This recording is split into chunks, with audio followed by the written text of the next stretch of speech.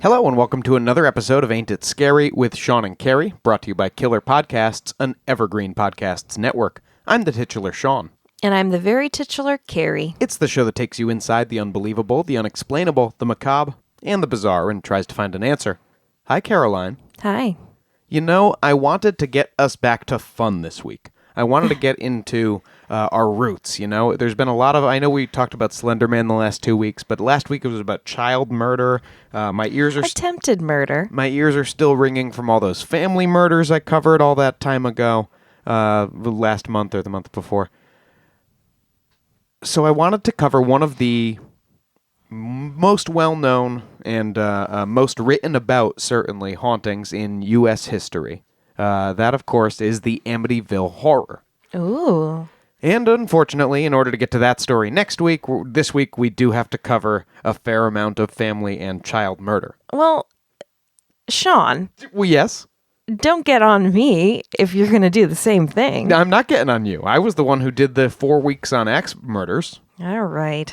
You have a strange sense of what's uplifting. Well, listen, we're gonna have some fun this week, and we're certainly gonna have a lot of fun next week. Okay.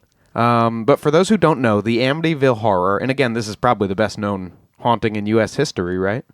One of them, certainly, yeah. The Amityville Horror is a book, actually, published September 1977. Yes, Carrie's pointing to our copy on the bookshelf right behind me. Which I have been thumbing through and will continue thumbing through for next week's episode. The book was, again, published in September 77 and became a bestseller overnight. And it was advertised as presenting a tale as terrifying as recent hits The Exorcist or Rosemary's Baby. But this tale was true. Ooh. It was the story of George and Kathy Lutz, who had moved with their 3 children into a house at 112 Ocean Avenue in Amityville, New York in December of 1975. On Long Island. As the story goes, 28 days later, the family fled the house, claiming they'd been plagued by dangerous paranormal phenomenon more or less the entire month they'd been there. You're talking your classic poltergeist activity, ghostly figures appearing at the bottom of the stairs, fully animated physical objects. At one point in the book, this porcelain lion jumps and bites the dad's leg. Oh, boy. So very intense. And this book obviously brought self-proclaimed demonologists, Ed and Lorraine Warren, who have been dancing around the edges of this podcast for a while now, to national prominence when they helped in the investigation. And by helped, I mean they did a TV spot for the local news. The Amityville Horror has spawned at least 37 feature films to date, both television, that's if you count television films, but Still, that seems like a lot. And at least a dozen theatrical releases. People are, even if the story has nothing to do with it, they love attaching the name, so there will be, some tenuous connection to the original story. Mm-hmm.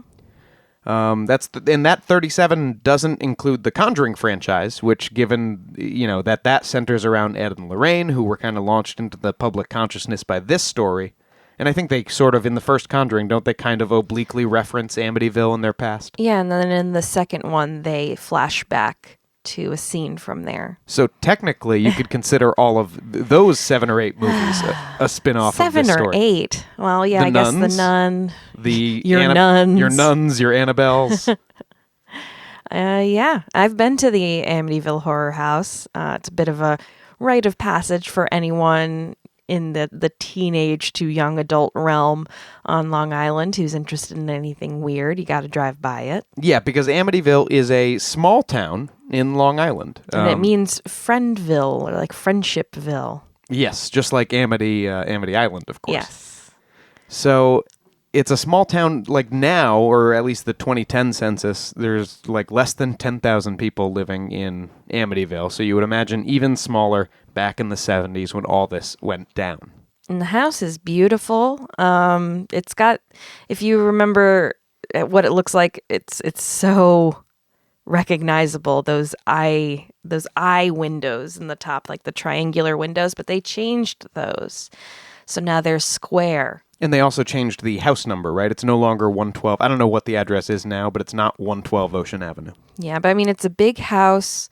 It's got a boathouse. It's right on some sort of pond or lake or whatever. It's really, really beautiful and really in a cute area. It's a shame. It's a shame. It was, to give you an idea of the value of the home, I read that it was like 4 times the value of the home the Lutz family was moving out of in Brooklyn. Mm-hmm. And certainly they were getting it at a bit of a deal because at the time, the house at 112 Ocean Avenue had been empty for 13 months because of a grisly mass murder that had taken place there. Mm-hmm. Now, other alleged details about the home's history would come out in future tellings and retellings of the story, but certainly the, again, just grisly murders of 6 people 13 months before the Lutzes moved in was the first and most obvious explanation for the haunting activities. And so it's that story that we're going to tell today. Great. All right, let me set the scene for you, Carrie. November 13th, 1974. 23-year-old Ronald DeFeo Jr. was drinking, as he often did, at Henry's Bar in Amityville, Long Island. This was after a hard day of work for Ronald doing oil changes at Briganti Carl Buick in Brooklyn. He had left early that day, but he had also arrived early. And DeFeo was trying to get his family on the phone via the phone behind the bar, I assume, or a payphone. A phone in the bar, and was loudly complaining that he hadn't been able to get a hold of them all day. Mm-hmm. This is around 6 p.m. And so finally, Ronald Jr., whose friends called him Butch, as you do, called out loudly but casually, "I'm just going to go check on him. I'll just break in through a window if I have to." And this was at 6 p.m.? This is around 6 p.m., yes. Okay. He leaves the bar, and around 6:30, Butch rushed back in, yelling to whoever would listen, "You gotta help me! I think my mother and father are shot!" Oh. DeFeo and some bar patrons headed over to the house as quickly as they could. I'm guessing they jumped into a car at this point, but Butch could have walked in the first place because it was a 2-minute drive or a 5-minute walk from the bar to Ocean Avenue. Now, once they got to the house, DeFeo and whoever else he could round up for this posse found Ronald and Louise DeFeo, both 43 years old, Butch's parents, both shot twice in the torso, to death, face down in their beds. One of Butch's buddies, who was on the scene, made a call to the police. The guy's name was Joe Use-It. And Use what? Use It. Yewsit. He called police. Police arrived on the scene a few minutes later and found Ron Jr.'s sisters, Dawn and Allison, as well as his brothers, Mark and John Matthew, all shot to death, each with 1 bullet, all lying face down in their own beds, just like their parents were. Okay, so they're in bed, and it's only 6:30-ish. Yes, they're all in their pajamas. So were they like this from the night before? Yes, they were, and we will get into the timeline. The timeline gets a little sticky here, but it already seems pretty sticky. We'll nail it down. By the way, the ages on the children, Butch, Ron Jr., was the oldest, but Dawn was 18, Allison 13, Mark 12, and John Matthew 9. The boys had been shot in the back, Dawn in the back of the neck, and Allison in the face, possibly after waking up during the other murders. Jesus. Investigators, over the course of the day, determined that the family were all killed with the same .35 caliber lever-action rifle around 3 that morning. Mm-hmm. And the position of Louise's body, too, suggested she had probably woken up just before the moment of her death. So this happened was Butch at home? Well, as I said, Butch had left early for work the next day. Not 3 o'clock early. He said he left for work around 4 in the morning, but we'll get to what Butch told police at first in just a little bit. Okay. First, a little history on the DeFeo family. Let's get to know these folks. Sure. Ron and Louise DeFeo had bought the house in '65 and had lived with their children there ever since, so almost a decade now since they had moved from Brooklyn. Ron still worked in Brooklyn. He was the service manager at Briganti Carl Buick, which Louise's family owned. I think her father was the owner of the dealership. And then Butch also worked there. And Butch worked for his father in the service department, yeah. They bought this house, which again was, the value on it was like, it was such a bigger, so much bigger than their previous house, and Ron was kind of finally like making something of himself in his career, thanks to his family connections. But nonetheless, this house represented high hopes for them, and that is what they put on the sign that they nailed into the front yard. The name of the home was High Hopes. Wah, wah. Now, people who knew the family said pretty much uniformly, it sounds like, to police that Ron had a temper, to put it mildly, and was verbally and physically abusive, especially toward his wife and his oldest son. Butch's friends actually said that they had seen Ron hit both Butch and his mother while they were visiting. Jeez. So, like, while company's over, usually that stuff kind of stays swept under the rug. Yeah, especially the mom. I mean, you might see the dad smacking around the son a little bit, but... Yeah, no, his friends described it as a crazy house where the DeFeos were always just yelling at each other constantly. And then arguments, especially between Butch and his dad, would pretty quickly and unpredictably come to blows. Not doing great for the New York Italian image. That's right. Now, Butch was, I guess, chubby as a kid, and he was also bullied mercilessly at school.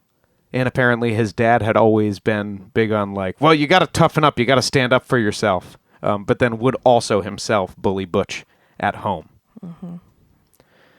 I'm not sure if this is needless to say or not, but Butch inherited his dad's anger problems. Well, I mean, that tends to happen, yeah, with abuse situations. His parents sent him to a shrink when he was a teen to try to work some of that stuff out, to no avail. That's surprising, actually, that they would even go to that length. In the 70s? Yeah. But the problems that they were dealing with must have been pretty severe because he was actually kicked out of school, kicked out of his private high school at 17 years old. He didn't finish high school, Butch. At this point, he started working at the dealership once his dad offered him a job there. But he apparently skipped out on shifts basically whenever he felt like it, knowing he would get a paycheck anyway, and started using LSD and heroin. Great. Yeah. And this, I guess, started fraying Butch's mind even more, or at least that's the picture that we have painted for us. A friend said shortly after he should have graduated from high school, they were on a hunting trip where Butch aimed a rifle at his face during an argument they were having and cocked it. And so the friend, fled, but then the next time they saw each other, Butch was just like, hey, man, what's going on? Why'd you leave so early the other day? Because you were going to shoot my face off, Butch. Because you seemed a lot like you were going to shoot my face off. Yeah, local bartenders said Butch was in all the time and was very, very fun until he started drinking, and then he'd be, throwing bar stools and pool cues around the room. So we have a pretty uniform picture of a guy with a bit of a temper and certainly not all of his screws totally tightened. In fact, in November of 1974, when the crime happened, Butch was on probation for theft. He had pled guilty to stealing an outboard motor off of a boat for reasons I don't understand. But in the past few weeks, he'd also pointed a shotgun at his father during a heated argument at their house. That's his signature move. And pulled the trigger. Oh, God. The gun didn't go off, and then he, stormed out of the house. Now, we're not How do you even come back from that? I don't know, and we're not sure what that argument was about, and this is all hearsay this is all neighbor gossip, right? Because the whole family's dead except for Ron.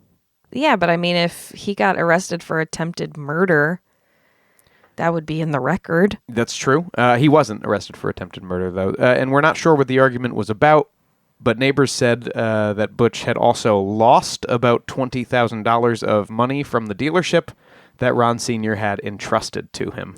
Well, that seems like a dumb plan. He had a friend rob him on the way to the dealership. And his dad was just immediately knew what was going on. Yeah, it's a little obvious. Some of the neighbors said that after the altercation with the shotgun, Ron Sr. had been making a big show of going to church every Sunday and praying and carrying rosary beads, like he was really turning over a new leaf. Now, all of that brings us up, of course, to the morning of November 13th, 1974. Was it a Friday? Brings us to the evening of November 13th, 1974. No, I don't think it was a Friday. Darn. Police obviously had lots of questions for Butch, because as you say, his family was all clearly murdered at a time when he presumably would also have been sleeping in his bed. Mm-hmm. So why wasn't he murdered? And why did he apparently not know what had happened? Mm-hmm. Well, Butch said that the previous day, November 12th, he had stayed home from work, as he often did because he knew he was going to get paid anyway. But he said he was sick all day with a stomach bug. So he didn't really leave the house, didn't get anything done, and certainly didn't go to work. And he went to bed around 2 a.m. after watching the late-night movie, which was Castle Keep with Burt Lancaster. Okay.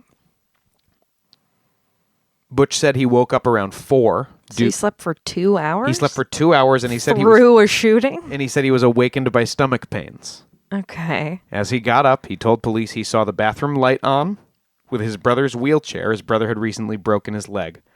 And he saw his brother's wheelchair outside the bathroom and heard the toilet flush. Uh-huh. At this point, I think he casually said to police, and he's a fucking pig, my brother. They're always leaving the bathroom. Both of them. They're always leaving the bathroom all shitty with stuff on the seat. Just a weird thing to say after your brother's been brutally murdered. Yeah, and he said something about he was going to eat in a minute. He says he went to eat lunch at a luncheonette because his mom was a terrible cook. Again, it's weird to disparage the dead, especially when it's your family. Exactly.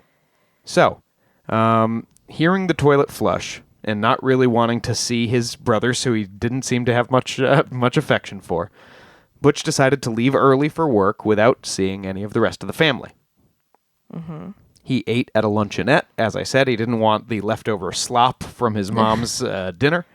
Which is a terrible thing to say about an Italian mother. Well, and it's a terrible thing to say to the police right after your mother's been murdered. Yeah. Just from a smarts perspective, from a human decency perspective. Just say you wanted to go to the luncheonette. You don't have to throw in the fact that she's a terrible cook. It's weird. It's all weird choices, and he spoke callously like that about every member of the family. Mm. So he ate at this luncheonette, started work at 6 a.m., which I think was early. But that meant that he left work early, but he didn't go home. He called his girlfriend and a couple of buddies to meet him at Henry's bar where he was hanging out when our story began at 6 p.m. Mm-hmm. Sitting in the kitchen, asked by police who could possibly have done such a thing to his family, the only name Butch could come up with, or the name that came immediately to his lips, was Louis Fellini. Was this a mobster? How did you guess, Carrie? Italian intuition. That's right. Louis Fellini was supposedly, because this is only a pseudonym that we have for him, but supposedly a mafia hitman who had lived with the family for a while a couple of years ago after Fellini, quote unquote, and his wife had been displaced by a fire. Mm-hmm. Now, Butch, Ron Jr., said that Fellini had helped his father, Ron Sr., install a small hiding space in the basement of the new home for gems and cash. Because the family, he intimated strongly that the family was mob connected, and they may have been actually through his mother's father. And not the type to trust the banks or things like that. When his grandfather showed up at the crime scene, they were like, "Do you know this Louis Fellini?" And he was like, "Yeah, of course I do. He's a great stand-up guy." He would never do anything like this. But he also said the same thing about his grandson, who probably did do something very much like this. Really? Yeah. Yeah, but that's just the grandfather. Later on, Butch said that he and Fellini had gotten into an argument. You see, Fellini had brought his car to the dealership to be painted. Butch had screwed up the paint job somehow, and they had gotten into... Somehow. He manages to do it. He's like... a ne'er-do-well. He's a junkie. A ne'er-do-well junkie. Poor Butch. So he screws up this paint job somehow. The two get into a verbal altercation that apparently ended with Butch calling this guy, who he says is a notorious mob hitman, a cocksucker. Oh, no. And so Butch told police and so I think I may have put my family in real danger.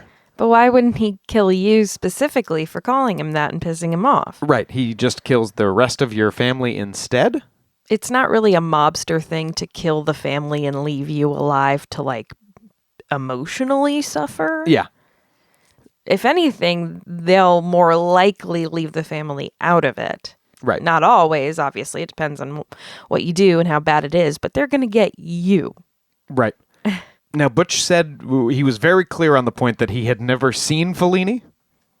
He didn't know, but he suspected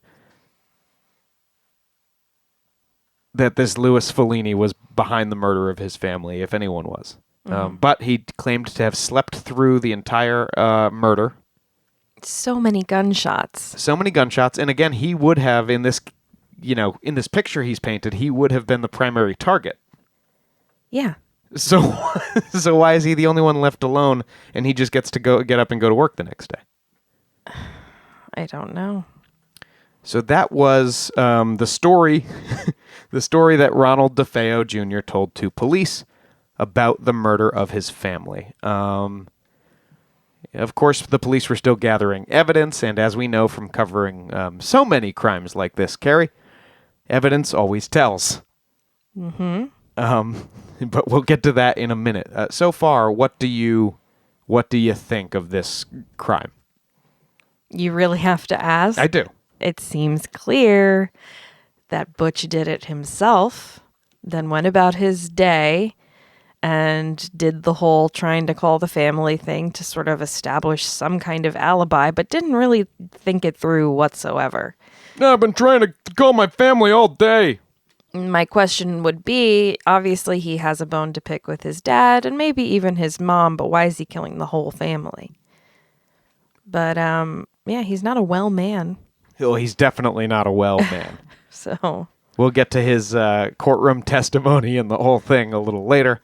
But first, as I said, evidence always tells, and we're going to get into what eventually ended up pointing the finger at the gun at Ronald DeFeo Jr. For police. And so we'll continue with that investigation right after the break. All right.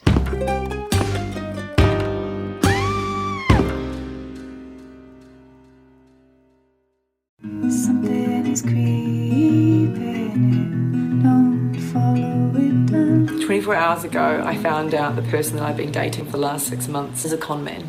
That is my sister Emma. Andrew Tonks's lies had been so convincing, she'd invested $300,000 with him. However, the tables were about to turn on Andrew. What he didn't know was that Emma had discovered his real identity. But to get any chance of justice, Emma had to act like it was business as usual. Coming up in this series, and that's when murder, all this stuff goes through my mind. I'm really, really scared. I'm assuming Sarah has watched too much Netflix and figures I've been defrauding you. Couldn't be further from the truth. That's what this was, a real-life story that seems so unbelievable, but it was actually true. A true story that all starts with one simple swipe to the right. I'm Sarah Ferris. And I'm Emma Ferris, and this is my story, Conning the Con.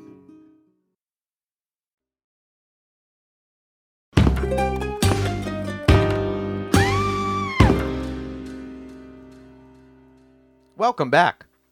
When last we left you, we had covered the brutal murder of the DeFeo family, mother, father, and 4 children. And as a reminder, this is all just prelude to the so-called Amityville Horror that we're going to cover next week. Yeah, this isn't even the horror. Well, this whole family being slaughtered. I would argue, and I wouldn't be the first to say, this is the real horror. Yes, of course. Right here, a family being murdered in their beds. And I don't want that to be lost. Yes, we've covered a lot of family murders on this podcast. This doesn't happen very often. Every time one of these family annihilations happens, the papers all say, this is the worst crime that's ever been done in this area. And certainly the papers... it usually is. And it's it usually horrific. is. And certainly the papers in Amityville said that about this tragic... Again, 4 children lost their lives. Yeah. And here was Ronald DeFeo Jr. right in the middle of it. Now, remember, Ronald had, as we said, been the first to, quote, discover his family after working all day. But when police took a look at them... So here's my question for you, Carrie. Do you think he didn't know police would be able to tell when the people had been shot? Like, do you think he was hoping it would just be like, well, they were probably shot while he was at work? Maybe. It just seems like not much of this was thought through at all. It's a frantic mind at work. Well, he seems like a very disorganized man. I don't think that this was like a super planned out affair. Yeah. But even just thinking about what to do afterward, I don't know. It just all seems very muddled. Well, he probably did leave for work around 4 a.m., right? So he just... Well, we'll eventually get the real... I don't think it takes that long to get to Brooklyn from Amityville. 2 hours? Yeah, but he went to have lunch have at the lunch. luncheonette. Well, breakfast. When is this luncheonette opening? It's probably like a diner, like an all-night diner. Yeah. Well, no shortage of those in the New York area, I suppose. No, certainly not. But I do think this was a crime of passion, kind of committed in a just moment of rage for some reason, and or in a couple-hour period of rage, and certainly with a weapon that he had close to hand.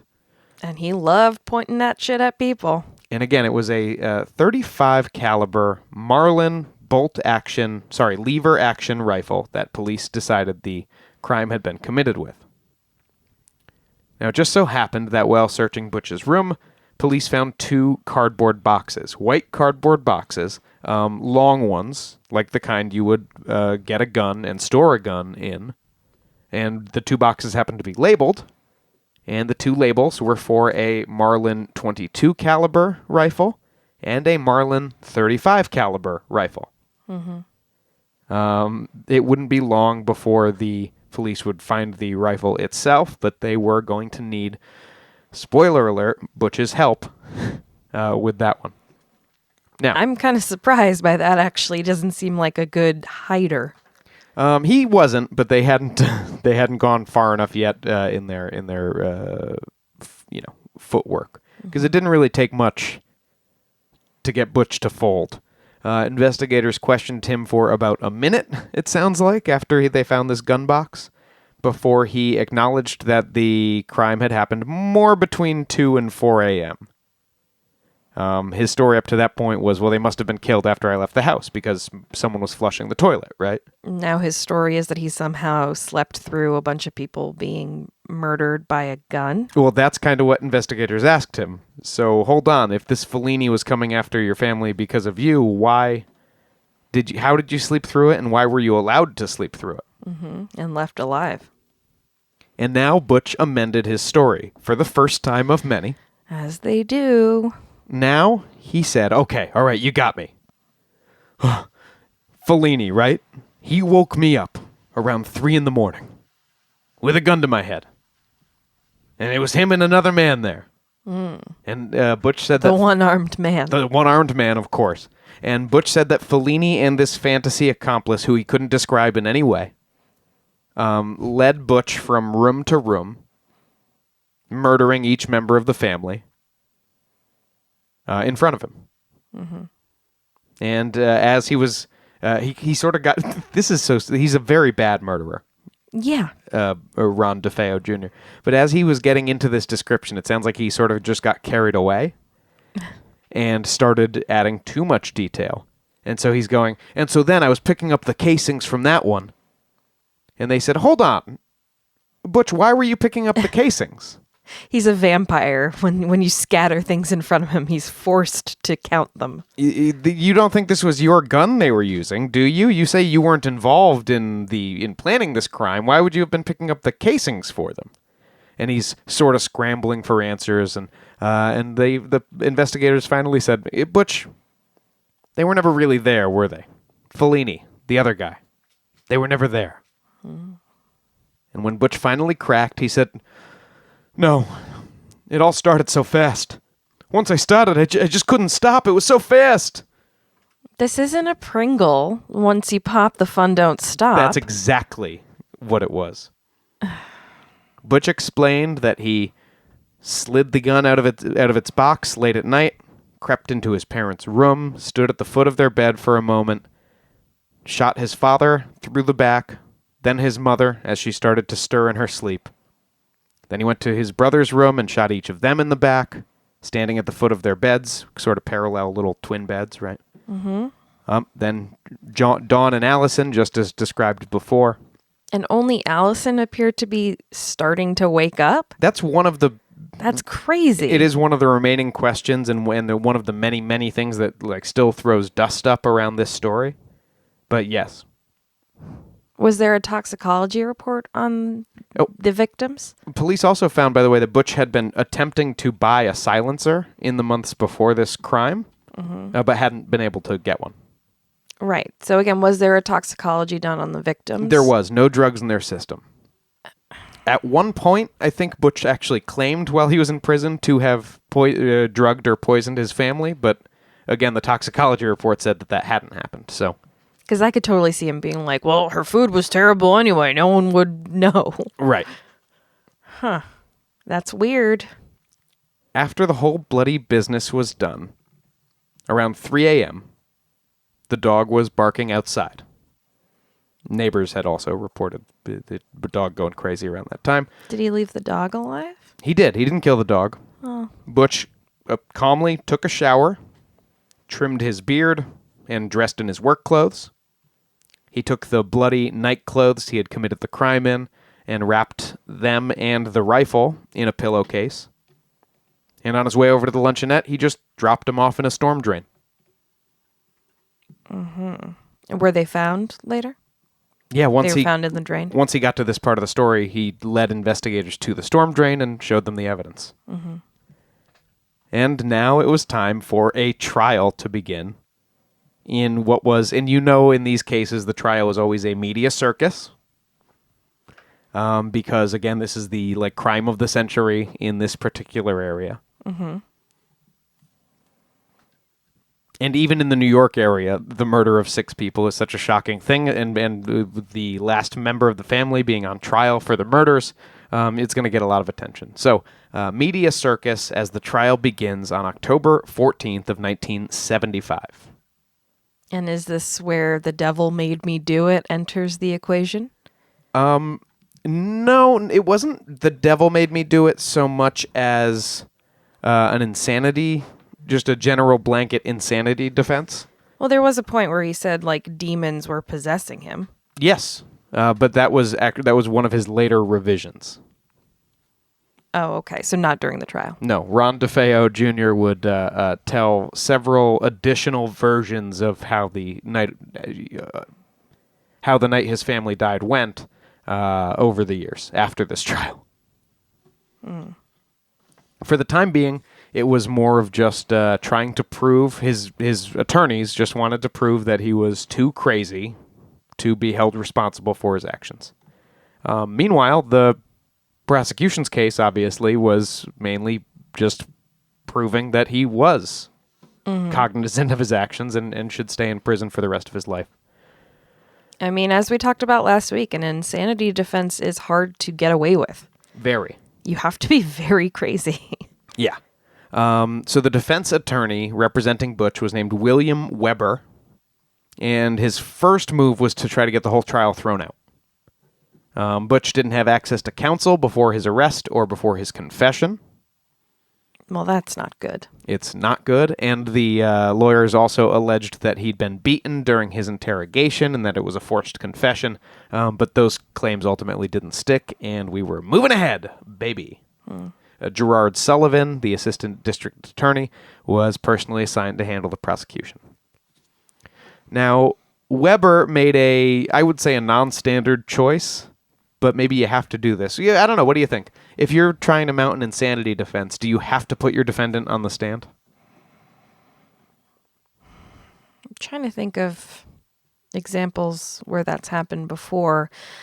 Probably not, but this is a little too early in trial history to go with kind of driven mad by abuse defense, which a lot of people use. The Menendez brothers, and they were on the stand, but Yeah, I don't think I'd put this guy on the stand. He's a known liar. He's not well. I mean, even if he's not insane, he's not doing great. Yeah. I don't know. I don't think I would.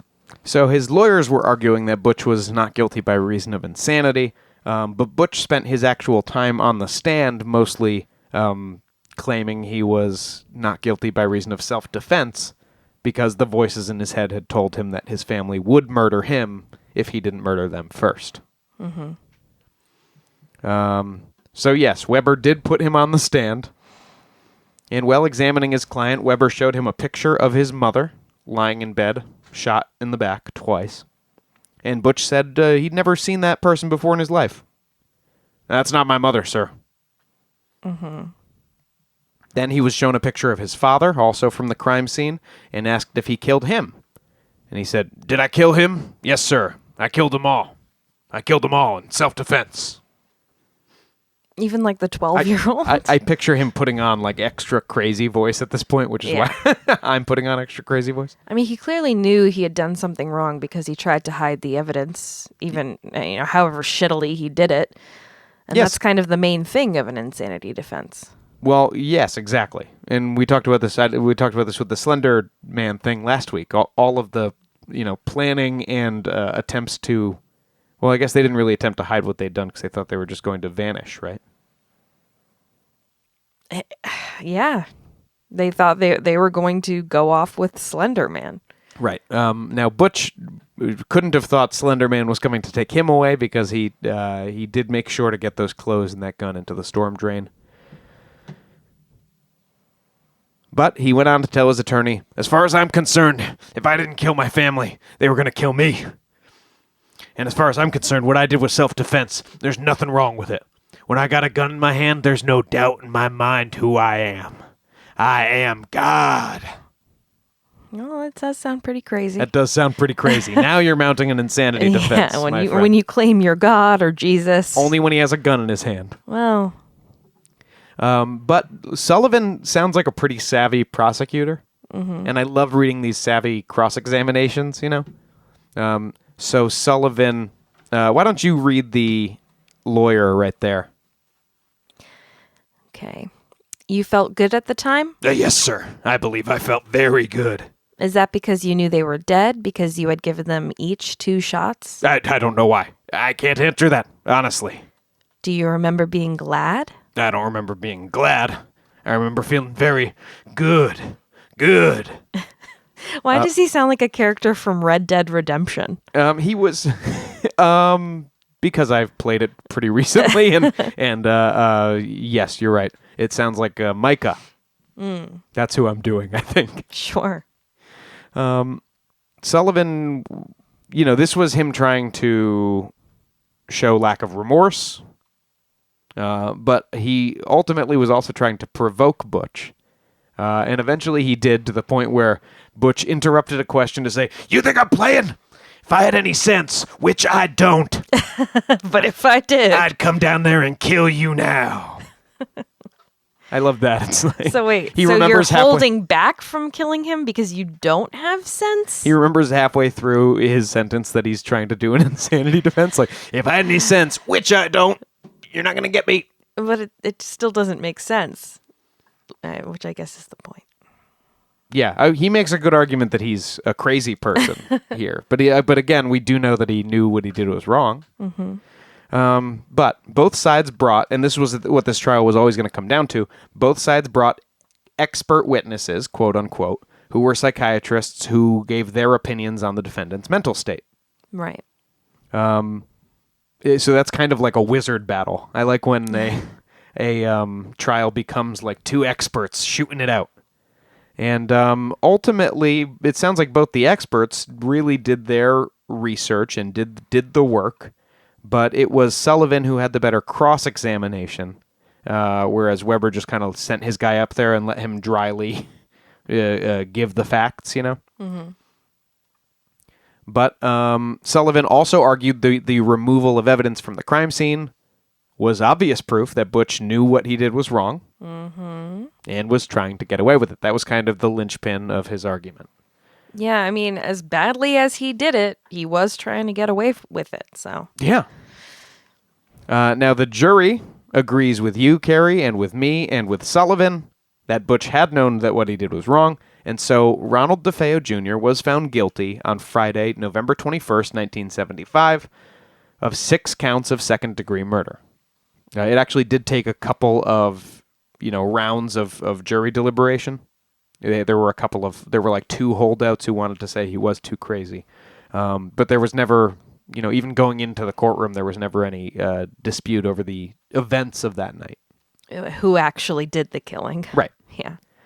DeFeo was sentenced to 25 to life on all 6 counts and remained incarcerated until his death on March 12th, 2021 at Albany Medical Center. So just last year we lost him. Yeah, I remember we lost him. I remember the news about it. Rest in power? No. Rest in peace, though. Just rest. Rest, Ronnie. You've done enough. Rest, period. You've done too much. Yeah. But he wasn't done yet. Butch launched multiple appeals over the course of his life in prison. And as we said, the story changed multiple times. Most notably after the release of the Amityville Horror. The book. Yes, which, by the way, William Weber, his attorney, would later say, I don't know, the Lutzes never agreed with this, but Weber later claimed that he helped outline the book. Oh. He's an author, too? Well, I think it was just kind of a prelude to Ronald DeFeo's continued, appeals and changes to the story. Because some of those did indeed include the house being built on an Indian burial ground and satanic influences causing his, basically the same haunting that the that the Lutz family would deal with 13 months later wasn't caused by this murder, but that sinister satanic forces had caused both this murder and the future paranormal haunting. So using the Amityville Horror story, what was his new appeal? What did he say happened? Oh, I think it was just a renewed insanity appeal, ultimately. But with a new twist, right? Yes, because he claimed that the house had a demonic possession, as shown by the paranormal investigators who had been part of the Amityville Horror publishing. So it's less, I have voices in my head because I have a mental illness, and more, I have voices talking to me because they're ghosts. That's exactly right. But that's actually not the only way that he tried to get out of this. The first appeal was on the, sometimes he'd just offer enough evidence that another suspect was involved. Mm-hmm. And so for a while, Butch was trying to make the claim that Louise, his mother, had done all of the murders, that Butch had come home late from a drug bender to find his mother had murdered all of the children and his father, and Butch just wasn't able to come out with the story until now because he didn't want to shock. He thought his grandfather would die from the news that his daughter had done such a thing. And now he's like, well, who cares? Well, I guess I'll say it now. She was a terrible cook and a murderer. And she shot her... Oh, and then Butch shot her in the back. But I guess placed her in the bed? Yeah. Or she was just going back to sleep next to the corpse. Okay. So that appeal didn't go anywhere, obviously. Mm-hmm. Later on, he would also claim that during the demonic possession, there was like a woman with dark robes. We'll get into those claims next week as part of our haunting investigation, but a woman with dark robes came in and gave him the murder weapon, and he implied that could be a real person or a demon. Who knows? But it sort of played into his claims that he and his sister Dawn had planned the murder of his parents together. I think this was one of the more recent claims, because I remember seeing a documentary, might have been called The Real Amityville Horror or something like that, where he's still to this day claiming something like that. Yeah, and there have been some authors who have gotten on board with him about this, at least to the level of like, well, there's some things that point to... The main things people point to is apparently there was a little bit of unburned gunpowder on Dawn's body. Mm-hmm. Which has been pointed to as evidence that she fired a gun, but it could also just be... a fluke. A fluke, exactly. And there was also... And I don't know that the unburned gunpowder's on her hand. Right. And also these people lived in, these people did hunt and stuff, so they all could have had gunpowder burns, technically. But I could be wrong about this, but I feel like part of the story was something like she wanted to run away with a boyfriend and her dad wouldn't let her and she was pissed. yeah, and that may very well be true. Well, I think he just was using that as a motive for her to kill everyone. Right. Well, and the father was abusive to everyone in the family. Yeah, but that doesn't mean you kill, like, the kids. Well, here's the thing. He said that he and Dawn had planned to murder the parents, and Dawn was more gung-ho about it than Butch was. So Butch was a little squeamish. He gave her the gun and left the house so she could do the deed. But he said when he came back, Dawn had killed all of the children as well. She had just kind of turned it into a kill-crazy rampage and murdered the whole family. And then she tried to murder Butch, and he had to kill her in self-defense. First of all, he doesn't seem like a squeamish sort of fellow. And second of all, no, Butch, that's just what you did. Now, you just think he's a squeamish sort of fellow because No, I said he doesn't. You just think that because you know he murdered 6 people, though. But he still doesn't seem very squeamish. He's like a mechanic. He goes to bars. I mean, this is a stereotype, but he doesn't seem like he's shying away from stuff. Yeah, but, changing a couple of spark plugs is different from pumping your whole family full of lead, Carrie. I'm just saying. His name's Butch. So Butch... It's not bitch. He came in, Dawn had killed everyone, and he had to kill her before she could kill him. Now, how that ends up with Dawn being shot in the back of the neck in her bed... Well, she was also going back to sleep afterward. Because it was his other sister who was shot in the face, even. Yeah. So he's not very good at lying. So just none of it holds water. But this is where the other thing people have pointed to is that, well, without drugs in the family system, how could they all have been... That is weird. ...killed? And so it's been, well, maybe if there were multiple gunmen, like either Louis Fellini and this other accomplice... which Butch abandoned that story. We know that story's not true. I have heard paranormal explanations for that. Or the idea that Butch and his sister were both killing at the same time. However, police right off the bat said that all 4 people were killed with the same gun. Mm-hmm. So, well, Butch at some point said that his plan with Dawn involved drugging the family. Again, the toxicology reports say that that didn't happen. So, Nay, sir. None of this is helpful. Yeah, I agree there are questions that have to be answered still about this crime or that haven't been answered and likely will never be. But I don't see how these explanations answer any of those. Mm-hmm. So, none of Butch's stories exactly hold water. They also all, as you can tell, get increasingly convoluted. Even from that first one with Louis Fellini leading him around the house with a pistol. Convoluted and desperate. And DeFeo seems to be a pathological liar. Mm-hmm. Who certainly has a reason to lie in this case, because he would have liked to get out of prison. But that said, he was the only person living until last year who really knew what happened that night. And he took those secrets to the grave with him. Mm-hmm. So we'll never know. Not exactly, no. So that's the entire story of the Amityville Horror, Carrie, as far as stuff that actually happened. Yeah. People died. Yes. They died horribly. They died at the hands of a loved one. And that man incompetently flopped around courtrooms and jails for the next, 40 years. Mm-hmm. So next we're going to go into the spooky stuff. Yeah, well, the house, as I said, stayed vacant for 13 months before the Lutz family moved into it in December of 1975. And just a month after that, they fled the house.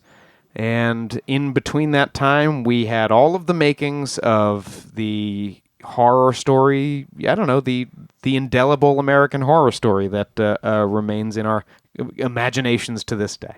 Mm-hmm. So we're going to get into it, and this is so sadly true of the most public ones. I think people don't realize how thoroughly it's been, debunked and ridiculed over the years. So we're going to have a lot of fun with the Amityville Horror and the Lutz family when we come back next week. Well, I know what your take on it is going to be. Carrie, check out what everyone's take on. Well, never mind. I'll bring you through it next week. All right.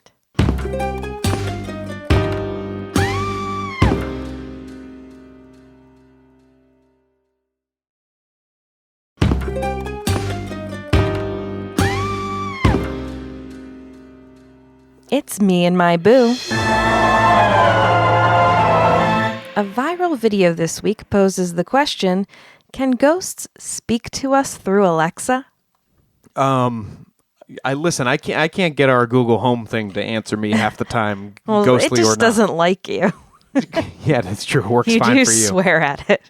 Yeah, when it doesn't, never mind. Earlier this month, paranormal-themed TikTok account GhostToast_tunes posted footage of a man that can be seen being roused from his sleep by sounds coming from elsewhere in his house. As he goes to see what was causing the noise, his Alexa device starts speaking to him from the other room. Let's take a listen. She was my wife. Who was your wife?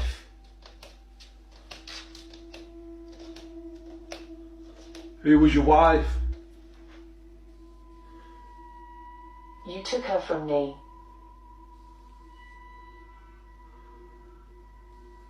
I didn't take anyone. Okay. Intrigued.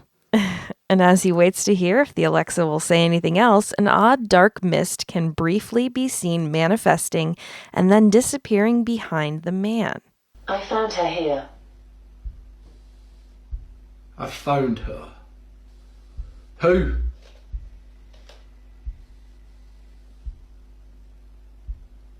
Who have you found?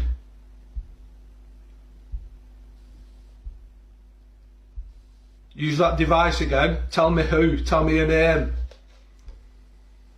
My wife. My wife. Okay.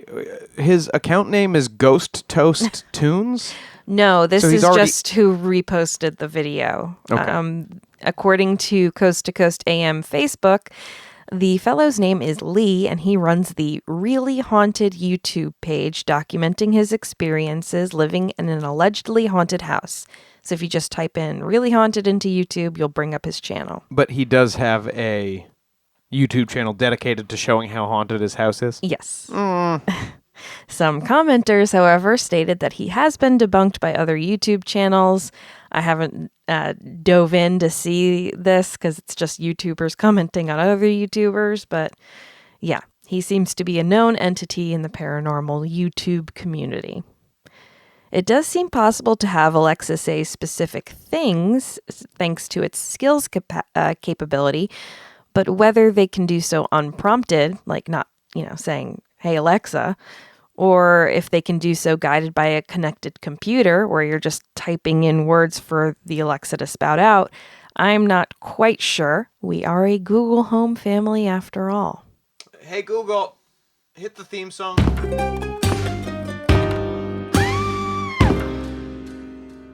That's it for this episode of Ain't It Scary with Sean and Carrie. Like us on Facebook and follow us on Twitter and Instagram at Ain't It Scary, and check out our website at ain'titscary.com. You can support the show by supporting our sponsors and becoming a patron at www.patreon.com/ain'titscary.